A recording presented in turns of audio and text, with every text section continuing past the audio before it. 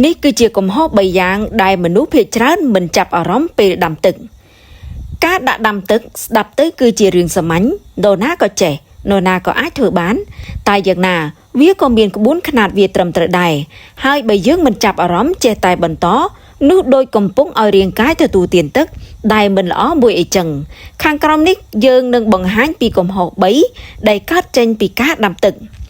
1. ទឹកមិនទាន់ពុះស្រួលកុំពេលដាក់ដាំកំសៀវភ្លាមតែប៉ុន្មាននាទីឃើញពពុះនិងផ្សែងហុយចេញមកគិតថាទឹកនោះពុះតាមពិតទៅវាមិនទាន់ពុះស្រួលនោះទេ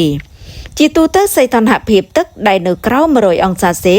នោះវានឹងមិនអាចកម្ចាត់បាក់តេរីបានល្អឡើយផ្ទុយទៅវិញទឹកដែលដាក់ភ្លាមតែប៉ុន្មាននាទីឃើញពពុះហុយចេញមកគឺទៅតែបាន50អង្សាសេអីប៉ុណ្ណោះឯងដែលមានន័យថាទឹកក្តៅមែនពិតតែបាក់តេរីមិនទាន់បានកម្ចាត់ត្រូវស្តង់ដារនៅឡើយទេ2ប្រើទឹកចេញពីទុយោឬរ៉ូម៉ាណេទាំងព្រឹកទឹកនៅពេលព្រឹកពេលបង្ហូរចេញពីទុយោឬក្បាលរ៉ូម៉ាណេក្តីអ្នកជំនាញបានណែនាំឲ្យបង្ហូរទឹកនោះចោល5នាទីសិនអាចយកវាទៅប្រើប្រាស់ក្នុងគោលបំណងស្រោចរុក្ខជាតិឬលាងបង្គន់ជាដើមអីបានប៉ុន្តែយកមកក្នុងគោលបំណងទទួលទានគឺមិនល្អឡើយក៏ដោយសារតែជាធម្មតាទឹកនៅពេលវាឆ្លងកាត់រយៈពេលមួយយប់ពេញនោះបំពង់ទុយោឬបំពង់ដែកនឹងមានប្រតិកម្មបង្កទៅជាសារធាតុគ្រោះថ្នាក់ក៏ដូចជាបាក់តេរីជាប់កកកុញច្រើនពោលគឺមិនល្អសម្រាប់សុខភាពឡើយ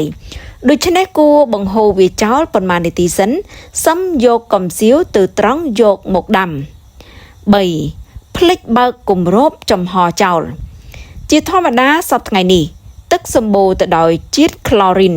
ដែលវាជាសារធាតុអាចបង្កជាតិពុលមួយចំនួនដែលយើងមើលមិនឃើញហើយអាចប៉ះពាល់ទៅដល់ថ្លើមនិងតម្រងនោមរបស់មនុស្សយើងម្នាក់ៗបានដូច្នេះហើយតាមទម្លាប់របស់អ្នកជំនាញគេណែនាំឲ្យនៅពេលដែលដាំទឹកពុះអ្នកមិនត្រូវចាក់វាមកទទួលទានភ្លាមឡើយ